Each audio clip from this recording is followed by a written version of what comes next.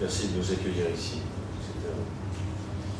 Comme je souhaitais le voir, que je n'avais pas pu, comme Henri l'a dit tout à l'heure, participer à cette inauguration, je crois que j'étais dans le Béarn, mais pas en Vallée d'Aspe, ni à la pêche. Je suis obligé de me défendre sur toutes les balles. Mais je prendrai le temps pour jouer toutes les balles ce soir. Je m'en excuse par avance devant vous. Je salue Henri Emmanuelli, je salue Monsieur le Préfet, les collègues élus ici, Monsieur le maire de très grand axe. Nous devons nous incliner devant le nom de cette ville. Voilà. Je voudrais aussi, vous me permettrez d'avoir une relation un peu affectueuse, mais comme la plupart des collègues landais sont là, je tiens quand même à les saluer. Madame le maire, ma chère Geneviève, merci d'être là. Madame Nadao. Alors je dis Nadao, excusez-moi, parce que chaque fois que je commence, voilà. Et alors je peux vous dire, ça me vient effectivement de Yann Denadao et pas du tout de l'autre personnage que j'aime bien par ailleurs, dont parlait Henri Emmanuelli tout à l'heure. Monsieur le Président, membre du Conseil économique et social de la Chambre régionale d'agriculture, je veux saluer Marie-Lise Beiris, qui est là, Elisabeth Burgot-Bonjean, j'ai perdu de vue, elle est là, Florence Devenay, voilà. Saluer les hommes aussi, quand même, Stéphane Delpera et Renaud Lagrave, qui sont vice-présidents du Conseil régional, et mon cher Henri, tu as un contact direct avec le tourisme, sur les dossiers du tourisme, pas très loin. Par contre, Éric Guillotot n'a pas pu... Voilà. Je salue Arnaud Tozin aussi, et puis the last but not the least, Alain Bach, avec qui nous entretenons, au-delà de parfois peut-être des sensibilités différentes, une relation de réelle amitié. Alors on chauffe sur la gemme de temps en temps, mais bon. Je veux simplement, en vous souhaitant une bonne année et en regardant toutes les fiches, en me rappelant tous les dossiers que nous avons accompagnés dans les Landes, saluer cette créativité, la créativité de ce département, saluer son attractivité, saluer son potentiel. Je voudrais aussi saluer quelqu'un qui n'a pas pu venir ce soir et pour qui j'ai beaucoup d'admiration. Nous avons un peu transformé la manifestation de la région pour ses vœux, que nous avons transformé, je reviendrai d'un mot tout à l'heure, en manifestation de recueillement, de réflexion, parce qu'il y a des choses à dire. J'aurais aimé pouvoir remettre devant vous la médaille de la région à Dominique Coutière. Pour la raison que vous savez tous. Reprendre une entreprise, certes, c'était un devoir civique, économique, mais il y a une part de risque.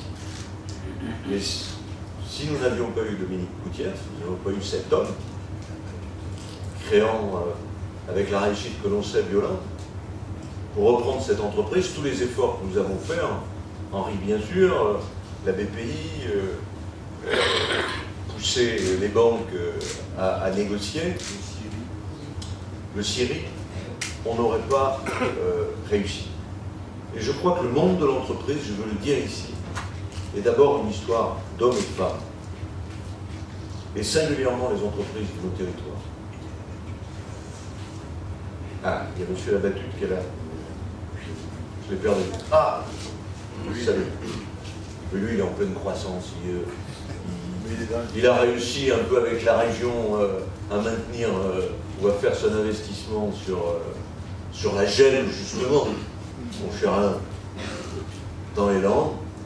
Belle aventure. Et puis, vous êtes avec Dominique dans cette affaire. Et vraiment, enfin, je ne sais pas si je dois dire merci, mais en tout cas, chapeau. Voilà. Et pour le fils de chapelier que je suis, ça veut dire quelque chose. Je disais tout à l'heure que les entreprises sont affaires d'hommes et de femmes. du patron aux salariés. Les entreprises, c'est d'abord une communauté. Et moi, je me suis sorti de ces vieux débats sur les clivages à l'intérieur d'entreprise. Bien sûr, il y a des lieux d'affrontement et de confrontation. Mais de grâce, libérons-nous d'oppositions qui parfois, surtout dans nos entreprises, dans nos territoires, n'ont rien à voir. Par contre, soyons exigeants. Lorsque telle ou telle entreprise n'a pas anticipé sa transformation, n'a pas anticipé ces changements, parce qu'il y a une vraie responsabilité à savoir de quoi elle fait l'avenir. Et moi, je voudrais m'interroger. Comme ça sera quoi l'Aquitaine dans 10 ans? Quoi les Landes dans 10 ans? L'Aquitaine va prendre une dimension géographique plus importante. Ouais. Et regardons ce sur quoi nous avons essayé de bâtir notre modèle. Luc Papeuf l'évoquait tout à l'heure. Moi, j'ai voulu, notamment sur le plan économique, qu'on monte un modèle de coélaboration. Je ne sais pas faire du développement industriel si je n'ai pas à la fois les territoires, les entreprises, le monde de la formation et le monde de la recherche. S'il n'y a pas tout ce monde-là qui peut y coopérer, si les services de la région, avec l'aide des autres collectivités, sont capables de bien connaître chaque entreprise, et peut-être de dire, à un moment donné, et nous avons créé ces grappes d'entreprises qu'on appelle les clusters ou les pôles de compétitivité, et nous en avons installé dans les Landes, à l'initiative de la région, je pense au pôle Créade, avec les écoles d'ingénieurs et le lycée Canto à Bayonne. Mais aujourd'hui, les Landes, avec la partie du Pays Basque, est visible sur tous les aspects de la construction, sur les nouveaux matériaux de la construction. J'étais tout à l'heure dans un projet remarquable, qui est le projet d'Homoland. Voir, et on le voit de plus en plus en Aquitaine, la façon avec laquelle un architecte, un maître d'ouvrage, va concevoir un lycée, un collège, une usine, un hôpital, des objets complexes. Par contre, c'est une petite révolution en matière de formation. On a installé ça pour la formation à la maintenance aéronautique au site de la Trêve. On a suivi ce que les entreprises d'Assaut, Airbus avaient fait dans leur bureau collaboratif.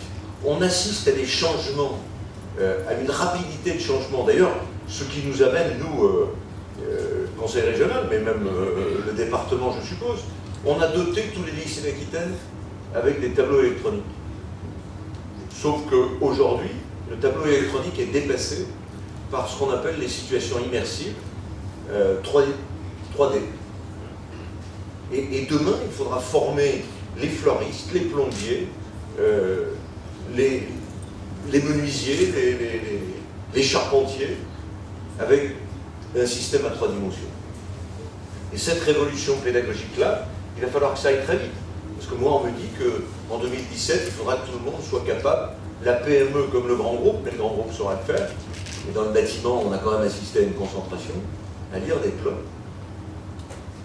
avec des plans numériques. Donc on est vraiment au cœur de cette transformation. Je dis souvent, alors, c'est pas un reproche à l'égard des prédécesseurs, à l'égard que l'Aquitaine était passée ces 10 ou 15 années, et je crois que nous avons une part, nous à la région, pas seul, mais nous avons une part, en tout cas j'ai voulu cela, une économie de cueillette et une économie d'innovation. Et que nous étions bien placés, d'une certaine manière. La région la plus éloignée des frontières de l'Est, on nous a planqué les industries militaires dans les pains. Le pain, tranquillement, était transformé en pâte à papier. Le vin, alors peut-être un peu plus pour l'agglomération, pour le Bordeaux, mais ça n'allait pas si mal que ça. Et vous l'aimez bien. Et Osgore, bassin d'Arcachon, Biarritz. Je vais faire une provocation auprès d'Henri, je ne peux pas l'empêcher. Mais d'une certaine manière, ben moi j'étais plutôt en Gironde, mais d'une certaine manière, Aquitaine avait inventé les 35 heures dans tout le monde. Moi, le vendredi après-midi, quand je voulais avoir quelqu'un, quand je dirigeais la région, il n'y a plus personne. Oui, non, mais je sais bien que la relation aux 35 heures est comme la mienne. Et donc, on est sur une tendance sur laquelle on peut peut-être avancer. Alors vous disiez, Monsieur le Président, il faut la confiance. Mais c'est précisément ce que nous avons essayé de faire en Aquitaine. Je ne crois pas qu'il y ait un seul chef d'entreprise en Aquitaine qui puisse dire à l'égard de la collectivité régionale, nous ne sommes pas dans une relation fluide ou de confiance, quelle que soit sa sensibilité politique. Nous avons établi cette relation de confiance. Ce n'est pas bien sûr nous qui allons transformer tous nos consommateurs et leur pouvoir d'achat. C'est pas nous qui allons simplement, avec les petits moyens des régions françaises, simplement par rapport au Pays Basque ou par rapport aux régions allemandes, de 1 à 10, la différence de l'accompagnement des PME entre l'Allemagne et la France. On ne pourra pas redresser l'industrie française si on continue comme ça. Donc, mais il y a des choses qui se passent. Le mois d'octobre, j'ai inauguré 3 usines. Et je n'ai pas inauguré des usines à Bordeaux. J'en ai inauguré une à Libourne, une à Agen, une à Lac. Et j'ai posé la première pierre à la Roche-Chalais, tout en haut de la Dordogne, une usine de robinetterie industrielle d'un groupe allemand. La région a lancé un projet que j'avais réussi à faire inscrire dans le plan Montebourg, d'usine du futur. Et nous avons engagé, y compris avec les chefs d'entreprise qui sont ici, peuvent l'attester. Nous avons sélectionné 110 entreprises, nous allons aller jusqu'à 200. Sur ces 110 entreprises, il y a un diagnostic de restructuration du process de production, de la robotisation, de la numérisation, l'amélioration des conditions de travail, parce que la productivité, elle passe par là. Et nous allons, en Aquitaine, dans les 6 ans qui viennent, reconstruire au moins 200 usines. Au moins reconstruire. Parce qu'il y a d'autres projets qui existent, qui concernent d'ailleurs le port de Bayonne, donc qui concernent le sud des Landes. Et je crois que c'est autour de l'ambition. Alors bien entendu, il faudra que nous trouvions les financements. Quelle est la région de France qui peut reconstruire autant d'usines en aussi peu de temps? Et quand je regarde le monde de la forêt, je me dis aussi qu'il faut innover. Et regardez ce qui va se passer dans 10 ans. C'est quoi l'industrie du bois dans 10 ans? D'abord, c'est une forêt qu'on aura rebâtie, au pain de près. Et peut-être dont on aura augmenté les emblavures.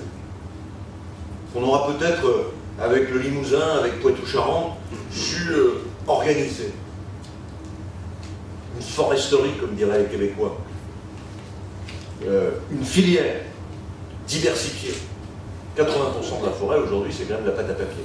Je ne suis pas sûr que c'est... Alors, Gascogne. Mais il faut réfléchir aujourd'hui comment on valorise, comment on développe tout ça. Regardez les investissements qui ont été faits à Timbec, et parce que Gascogne ne les avait pas faits, qui vont être faits sur Gascogne. Et regardez DRT. DRT, c'est quoi? Si ce n'est ce qu'on appelle la chimie verte. Je crois à la chimie verte. Nous avons 2 laboratoires que nous finançons pour travailler sur les nouvelles perspectives. Et là-dessus, je pense qu'il va y avoir... Alors bien entendu, aujourd'hui, la baisse du prix du pétrole nous amène, au niveau de l'industrie chimique et pétrolière, à plus utiliser cette matière première, mais elle n'est pas à terme, comment dire, inépuisable. Et je pense quand même que le grand congrès de la fin de l'année mondiale sur l'environnement va mettre le haut là sur l'exploitation des glaces, des pays, des calottes glaciaires, qui sont un vrai problème et qui menacent pour partie la paix de ces secteurs. Or, le bois, c'est quoi, si ce n'est du carbone sur pied?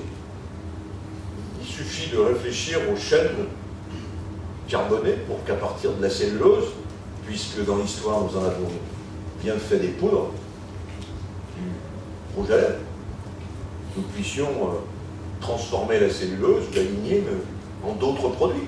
Et c'est extraordinairement excitant, et pour des scientifiques, et pour des industriels. Il faudra qu'on en parle.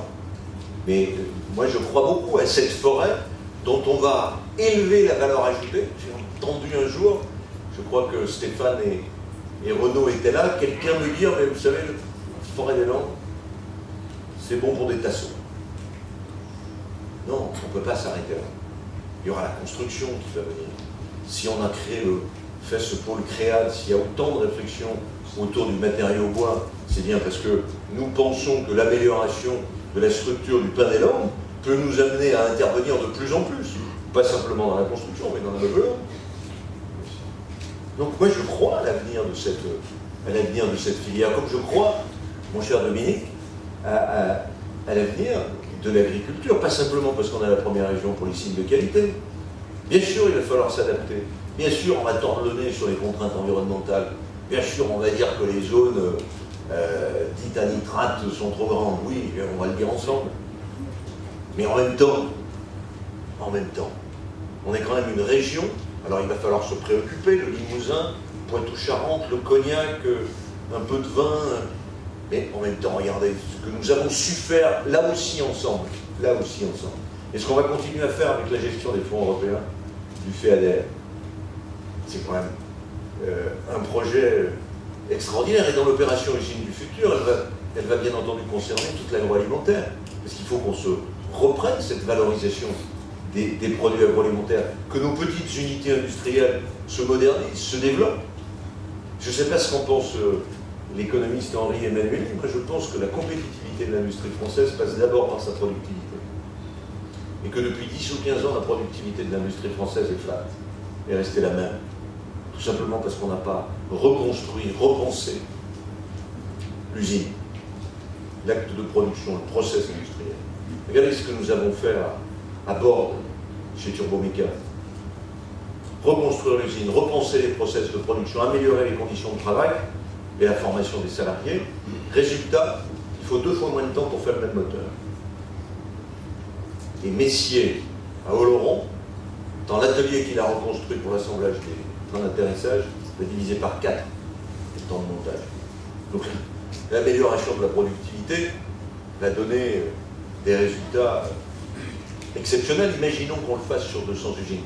Bon, on va me dire encore, tu parles que d'entreprise, que de développement économique. Et en même temps, c'est peut-être ça la ressource première des territoires. Alors, bien entendu, il faut qu'on soit attentif, et c'est un débat que j'ai avec mes collègues du Limousin et de Poitou-Charentes, que jamais nous n'oublions les territoires qui ont des difficultés. Moi, j'ai bâti, pour des raisons de naissance, pour des raisons d'histoire personnelle, mais aussi pour des raisons d'expérience professionnelle, avec la reconversion du bassin de lac, j'ai bâti mon fonctionnement sur le refus à la fois de la facilité et de la fatalité. Je pense qu'aucun territoire n'est durablement, si on s'en donne les moyens, si on appuie là où il le faut, n'est en difficulté. On va mettre en place sur Agetmo, on a mis en place sur Agetmo, comme sur le Bergeracois, qui connaît de grosses difficultés, comme sur le Loronnais, parce qu'il faut penser à la localisation un peu étonnante de ces entreprises. On va mettre en place des ingénieurs, essayer de voir avec les entreprises, avec les collectivités locales, comment on peut ressourcer économiquement et industriellement les territoires. Comment on l'appelle des fonds de retournement. Vous savez que l'entreprise en difficulté, il y a un fonds de retournement. Je veux mettre en place des dispositifs de retournement des territoires. On a bien vu sur la carte de l'Aquitaine que du Blayais jusqu'au Villeneuvois, dans le Lot-et-Garonne, il y avait des zones où la déprise démographique, le niveau des salaires, le taux de chômage, le nombre de RMistes était plus important. Il faut que la collectivité régionale sache d'abord se préoccuper des territoires en souffrance. Il faut qu'elle invente, que nous innovions en matière d'action publique, en partenariat avec les acteurs privés, que nous inventions des dispositifs de retournement territorial. Et puis, il y a une aventure auquel les Landes vont participer, qui va être formidable. Je ne sais pas ce qui sera le paysage dans 10 ans, mais c'est l'océan. Alors certes, on aura 3 ports. On va essayer qu'ils ne se fassent pas concurrence les uns aux autres. Je ne pense pas d'ailleurs. On aura un potentiel touristique. Alors C'est vrai aussi, certains territoires vont se tirer la bourre, mais moi je ne suis pas contre un peu d'émulation. Mais il va falloir repenser le tourisme. Enfin, travailler, il va falloir être attentif au modèle de protection du trait côtier. J'entends des choses, Renaud Lagrave aussi, assez intéressantes. Il n'y a peut-être pas complètement de fatalité dans ce domaine-là, même si il ne faut pas. La nature est plus forte que nous. Et puis l'océan, c'est quoi? C'est les nouveaux médicaments. C'est les nouveaux médicaments, l'océan. C'est une part de tourisme. On a dit que j'ai rêvé. À un moment donné, on a fait un petit dessin avec une île en mer. Ben, on a bien fait des plateformes pétrolières. On ne ferait pas des lieux où il y a un laboratoire, où il y a une ferme marine. Il va bien falloir qu'on reconstitue nos stocks de protéines animales, nos stocks halieutiques. La pêche est quand même un peu rude. Hein. Tout le monde le dit, tout le monde nous alerte là-dessus. Et on continue de pomper dans les très bas-fonds. Donc il va bien falloir répondre à cela. Moi je crois que l'océan va être, en tout cas c'est comme ça que je le présenterai aux Aquitains, aux gens de Poitou-Charentes et du Limousin. C'est pas la seule priorité, mais c'est une politique qui peut être extraordinaire. Extraordinaire. Il y a l'aéronautique aussi. Je vois Roland et d'autres qui sont là. On a fait une réunion très intéressante l'autre jour. J'avais invité le numéro 2 d'Airbus. Parce qu'on est dans un modèle qui n'est pas le même que celui de Midi-Pyrénées. Nous n'avons pas la grande maison qui a son siège à Toulouse. Donc on a besoin. Et nous travaillons en direct avec les PME sur les problèmes de sous-traitance et d'évolution de charges. Mais regardez combien d'avions on vend. On voit bien que Toulouse est complètement saturée. J'essaye de le dire insidieusement là-bas. On va dire, mais nous on est disponible. Bras ouverts. On a des terrains. On va même avoir la LGV. C'est pas inutile comme accroche, comme capacité d'attrait. En tout cas, je voudrais dire, sous le contrôle de Roland peut-être, que nous avons pour partie réinventé, en modernisant les usines, en se lançant dans la maintenance aéronautique, en renforçant la recherche, en se battant comme des malades sur le potentiel des matériaux composites, en faisant venir Toray sur le bassin de Lac, en travaillant autrement avec Airbus, avec Dassault, avec Thales. L'Aquitaine a réinventé l'aéronautique. Moins militaire, plus civil, mais en même temps en jouant sur le militaire. Plus innovante, avec des usines qui ont été complètement transformées. Plus performantes. Et puis aujourd'hui, qu'est-ce qui se passe?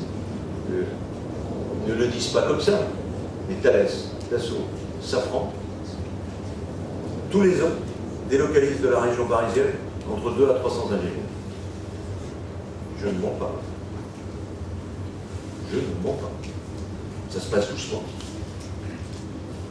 Mais on renforce le potentiel. Thales va reconstruire en regroupant ces deux usines. Il n'y aura pas simplement 2000 personnes, l'addition du Hayen et de Pessac, il y aura 2400 personnes.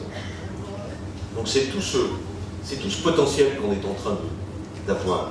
En essayant de faire en sorte, et je m'y attache, et je l'ai dit à mes collègues du Limousin et de Poitou-Charentes, que le modèle aquitain, ce n'est pas le modèle bordelais, c'est un modèle de réseau.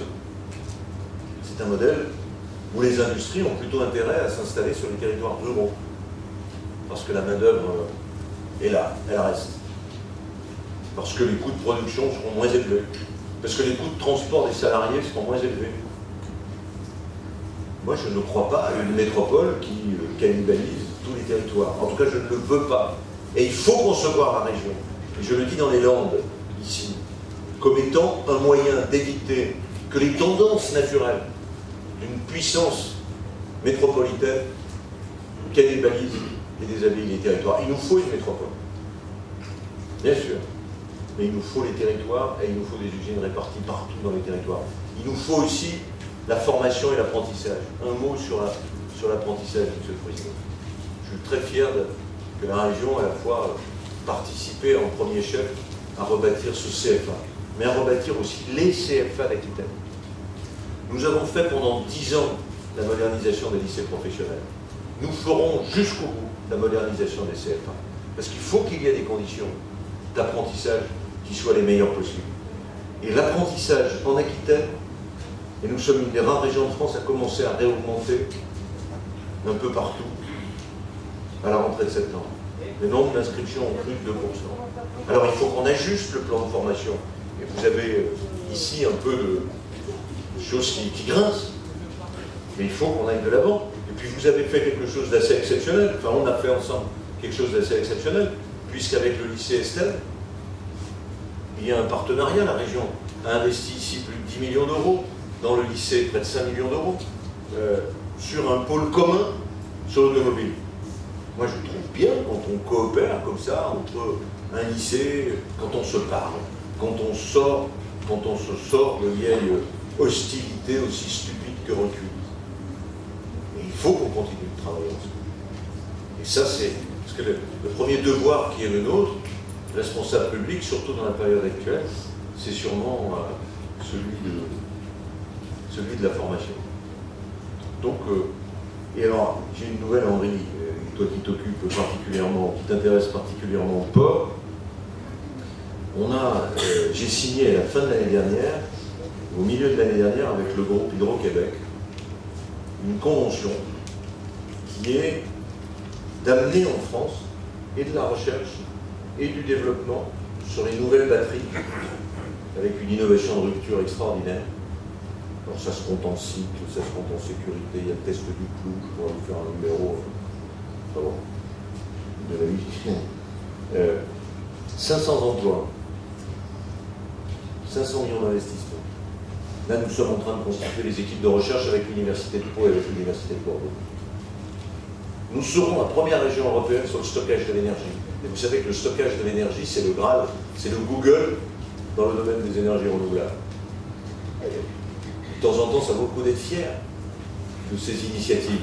C'est parfois, je râle parfois, je lisais ce matin dans les Échos une longue description de ce que nous avons fait à Thiviers. Pardon pour ne pas parler que des Landes, mais de Molande, c'est un peu ça. Thiviers, c'est la région qui a pris l'initiative de faire un centre de formation pour les entreprises, comme pour les lycéens, pour reconstituer la filière du cuir et la filière du luxe.